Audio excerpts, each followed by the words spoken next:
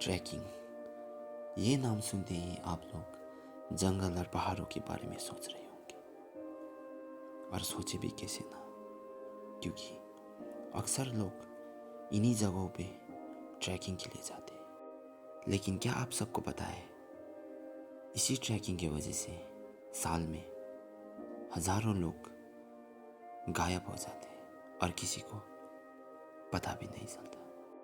और ऐसी एक घटना घटी हमारी श्रुति के साथ।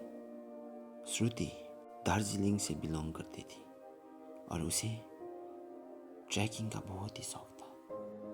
और एक दिन श्रुति अपने दोस्तों के साथ बिना अपने घर पे बताए ट्रैकिंग के लिए निकल पड़ी। और श्रुति का 2 दोस्त था और उनके बीच में काफ़ी अच्छी दोस्ती थी। वो लोग जब भी ट्रैकिंग पे जाते, वो तीनों अलग अलग जाते और उस पहाड़ के चोटी पे जो पहले पहुंचता वही विनर होता। और इस बार भी उन्होंने ऐसा ही किया, लेकिन उनको पता नहीं था कि ये ट्रैकिंग उनकी आखिरी ट्रैकिंग हो सकता है। और तीनों में श्रुति को ट्रैकिंग का काफ़ी अनुभव था। श्रुति दूर से ही पेड़ों को देख के शॉर्टकट कहाँ से जाएगा ये पता कर लेता। और इस बार भी श्रुति ने शॉर्टकट लिया और जहाँ पे नो एंट्री था उसी के साइड से श्रुति आगे बढ़ने लगा। और आधा घंटा चलने के बाद श्रुति बिल्कुल जंगल के बीचों बीच आ गया था। अब श्रुति को रास्ता दिखाई नहीं दे रहा था, क्योंकि श्रुति अब रास्ता भूल चुका था।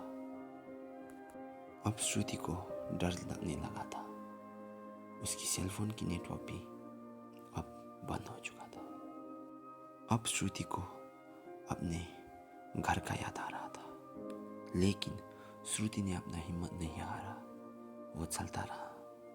कुछ ही देर के बाद श्रुति को एक जंगल के बीचों बीच घर दिखा, जो कि काफी अच्छा दिख रहा था।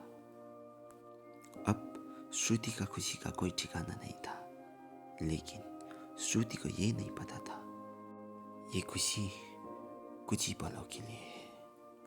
और जैसे ही श्रुति ने उस घर के अंदर जाके देखा, तो उस घर के अंदर एक बूढ़ी दादी थी और वो कुछ बना रहा था।